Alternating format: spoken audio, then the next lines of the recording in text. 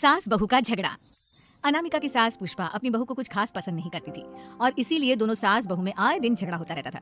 सास बहू के झगड़े के चक्कर में अनामिका के पति मोहित की जिंदगी मुश्किल में पड़ गई थी। बेचारा बार बार माँ और बीवी के झगड़े को सुलझाता ही रहता था, लेकिन दोनों समझने का नाम नहीं लेती थी। वैसे तो सब कुछ ठीक ठाक चल रहा था, लेकिन एक दिन अनामिका और पुष्पा के अंदर जोरदार झगड़ा हुआ और बात कुछ इस तरह थी। बहू, मैंने तुम्हें कल अपनी एक साड़ी धोने के लिए दी थी। हाँ मम्मी जी, वो साड़ी धोकर मैंने आपकी अलमारी में रख दी है। उसी की बात कर रही हूँ मैं। जरा देख तो, इस साड़ी को देखकर किसी भी तरह से लगता है ये धुली हुई है।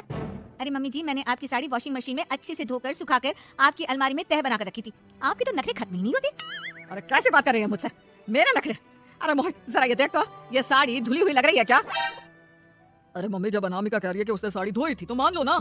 हर बात पर झगड़ा करना जरूरी है क्या? क्या है ना मोहित, तुम्हारी माँ को तो मेरे हर काम में नुस्ख निकालने की आदत पड़ गई है। जब तक दो चार खरी खोटी सुना नहीं लेती ना, इनका दिन नहीं निकलता। अरे चुप कर, बहू होकर मुझे जवाब देती हो।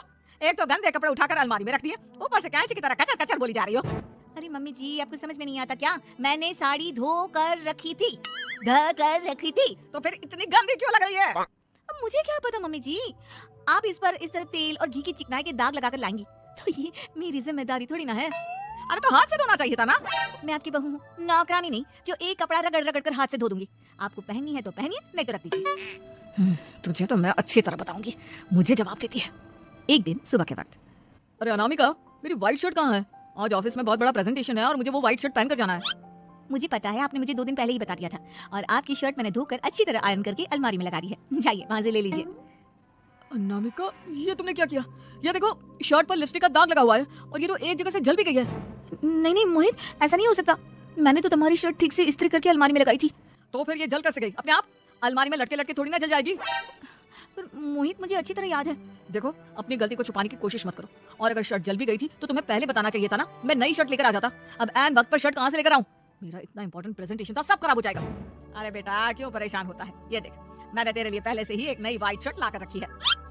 लेकिन मम्मी, आप मेरे लिए व्हाइट शर्ट क्यों लेकर आई? अरे मुझे पता था तेरा प्रेजेंटेशन होने वाला है और अपनी इस बहू पर तो मुझे बिल्कुल भी भरोसा नहीं। क्या पता मेरी साड़ी की तरह तेरी शर्ट भी गंदी करके रख देती।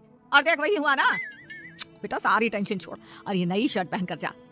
थैंक यू मम्मी, आज तो आपने बचा लिया मुझे। कुछ दिनों के बाद, अरे अनामिका, जानती हो, ऑफिस में मेरा जो दोस्त है ना अमर, आज उसका बर्थडे है और उसे तुम्हारे हाथ का चॉकलेट केक बहुत पसंद है। थोड़ा सा बनाकर टिफिन में रख दो ना प्लीज। हाँ हाँ क्यों नहीं, मैं बहुत अच्छा केक बनाकर आपके दोस्त के लिए रख दूंगी।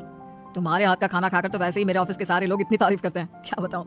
आप प्लीज एक अच्छा सा केक और बना दो, मेरी तो ऑफिस में शान बढ़ जाएगी। अनामिका केक बनाने के लिए रख देती है।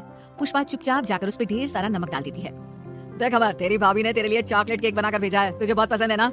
यार तू बहुत किस्मत वाला है, भाभी इतना अच्छा खाना बनाती है और साथ में केक भी। वैसे भाभी को थैंक यू बोलना। थैंक यू बाद में, पहले तो ये केक खाकर देख, बहुत मेहनत से बनाया है अनामिका ने। अरे यार, इस केक में तो बहुत सारा नमक है। लगता है भाभी ने शक्कर की जगह खूब सारा नमक डाल दिया है। अरे मोहित, तू तो अपनी बीवी की कुकिंग की बहुत तारीफ करता फिरता है। जरा पूछना अपनी बीवी से, केक में नमक कब से डलने लग गया? क्या यार, तुझे भी मेरा ही जन्मदिन मिला था बिगाड़ने के लिए? केक नहीं लाना था तो मत लाता, कम से कम मुझे इस तरह नमक वाला केक तो नहीं खिलाता। अरे नहीं यार अनामिका, ऐसा नहीं कर सकती, जरूर कुछ गड़बड़ हुई होगी। घर जाने के बाद, अनामिका, अगर तुम्हारा केक बनाने का मन नहीं था तो ना बनाती, लेकिन मेरी बेइज्जती करवाने की क्या जरूरत थी? अरे आपकी बेइज्जती? ये आप क्या कह रहे हैं? मैंने तो सुबह आपको इतने अच्छे तरीके से केक बना कर दिया था। हाँ, लेकिन उसमें इतना सारा नमक डाल दिया था कि आज ऑफिस में मेरा अच्छा खासा मजाक बना है। मेरे सारे दोस्त हंस रहे थे मुझ पर। अरे बेटा, मैंने तो तुझे पहले ही समझाने की कोशिश की थी। एक नंबर की गैर जिम्मेदार है ये लड़की, कोई काम ठीक से नहीं करती। उस दिन भी गंदी साड़ी रखती थी मेरी अलमारी में और झूठ बोल रही थी। कुछ दिनों के बाद, अनामिका देखो, मैंने अपना लैपटॉप चार्जिंग पर लगाया है, उसे अच्छी तरह चार्ज होने देना। मेरी एक अर्जेंट मीटिंग है, प्लीज बीच में से हटाना मत। हाँ हाँ ठीक है, मैं नहीं हटाऊंगी। पुष्पा चुपचाप से जाकर चार्जिंग का बटन बंद कर देती है। थोड़ी देर बाद, अरे ये लैपटॉप चार्ज क्यों नहीं हुआ? और ये बटन किसने ऑफ कर दिया? अनामिका, इधर आओ। क्या हुआ? क्यों चिल्ला रहे इतना? अनामिका, मैंने तुमसे कहा था ना, मेरा लैपटॉप चार्जिंग पर लगा हुआ है, मेरी अर्जेंट मीटिंग है, तुमने इसका स्विच ऑफ क्यों कर दिया? अरे मैंने ऐसा कुछ नहीं किया, मैं क्यों स्विच ऑफ करूंगी? कुछ दिनों से देख रहा हूँ अनामिका, तुम मेरा हर काम बिगाड़ देती हो। देखो, ये अच्छी आदत नहीं। कम से कम तुम्हें इस बात का तो ध्यान रखना चाहिए था कि मेरी कितनी इंपॉर्टेंट मीटिंग थी। अब क्या करूंगा मैं? आई एम सॉरी मोहित, लेकिन सच में मैंने जानबूझकर कुछ नहीं किया। अगर जानबूझकर नहीं किया तो क्या सब कुछ अपने आप हो जाता है? कभी मेरी शर्ट जल जाती है, कभी केक में नमक डल जाता है। आप मेरी बात क्यों नहीं सुनते? मैंने जानबूझकर कुछ नहीं किया। फिर से वही बात। अरे कितनी बार तुम्हें समझा चुका हूँ, इस तरह मेरा काम बार बार मत बिगाड़ा करो। तुम जानती हो मुझे कितनी प्रॉब्लम होती है। ऑफिस में तो पहले ही बेइज्जती करा चुकी हो और अब ये मीटिंग, ये भी मेरे हाथ से निकल गई। अनामिका की समझ में कुछ नहीं आता कि आखिर उसके साथ ये सब क्या हो रहा था और क्यों हो रहा था। फिर कुछ दिनों के बाद मोहित अपने ऑफिस से कुछ फाइल लेकर घर आता है। अनामिका, ये कुछ फाइलें हैं, इन्हें संभाल कर रख दो। और प्लीज इस बार ध्यान से, कोई गड़बड़ी नहीं होनी चाहिए। नहीं मोहित, कोई गड़बड़ी नहीं होगी। मैं सारी फाइल्स अलमारी में लॉक करके रखूंगी और चाबी अपने पास रखूंगी। अनामिका, जरा अलमारी की चाबी तो देना। क्यों मम्मी जी, आपको क्या काम है? उसमें मोहित की जरूरी फाइल रखी है और मैं नहीं चाहती कि इस बार कोई भी गड़बड़ हो। पता नहीं कुछ दिनों से हर काम खराब हो जाता है। अरे मुझे उसमें से पैसे निकालने हैं और उसके बाद ले लेना अपनी चाबी। मैं खा नहीं जाऊंगी तुम्हारे पति की फाइल। अनामिका को अपनी सास पर शक होता है। चाबी देने के बाद वो चुपचाप छुपकर अपनी सास की हरकत देखती है। ये फाइलें उठाकर डस्टबिन में डाल देती हूँ, फिर देखना कैसे मोहित इसकी खबर लेगा। इस बार तो छोड़ेगा नहीं इसे।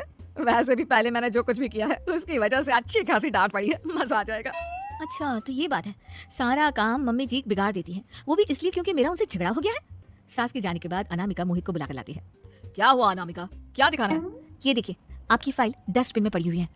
इसीलिए तो कहा था संभाल कर रखना, और तुमने उठाकर ये फाइल डस्टबिन में डाल दी। मैंने नहीं, तुम्हारी मम्मी ने डाली है, मुझसे बदला लेने के लिए, ताकि तुम मुझे डांटो। और अगर मैंने डाली होती तो मैं तुम्हें दिखाने के लिए बुलाकर तो नहीं लाती ना। सही कह रही हो, मैं अभी मम्मी से जाकर बात करता हूँ। थोड़ी देर बाद। मम्मी, सच सच बताइए, मेरी फाइल अलमारी में से निकाल कर डस्टबिन में आपने डाली थी ना? अरे अपनी माँ पर इल्जाम लगाता है, शर्म नहीं आती तुझे? मैं इल्जाम नहीं लगा रहा हूँ मम्मी, जो सच है वही पूछ रहा हूँ। अब जल्दी से बताइए आपने ऐसा क्यों किया? अरे तो क्या करती, तेरी बीवी मुझसे झगड़ा करती है, उल्टे सीधे जवाब देती है, मुझे उससे बदला लेना था। अरे मम्मी, लेकिन आप दोनों के झगड़े के चक्कर में मेरा कितना नुकसान हुआ है, ये कभी सोचा आपने? मम्मी जी, अगर आपका बदला पूरा हो गया हो तो आइंदा ऐसी कोई हरकत मत करना, क्योंकि अब आपकी सच्चाई हमारे सामने आ चुकी है। ये तो वाकई बताएगा मैं क्या करूंगी और क्या नहीं। मम्मी जी, कहा ना आप ऐसा कुछ नहीं करेंगी। अरे मेरी जो मर्जी आएगी वो मैं करूंगी। मेरा सर घूम रहा है, सास बहू के झगड़े में मेरी जिंदगी का तो कचरा हो गया है, कचरा।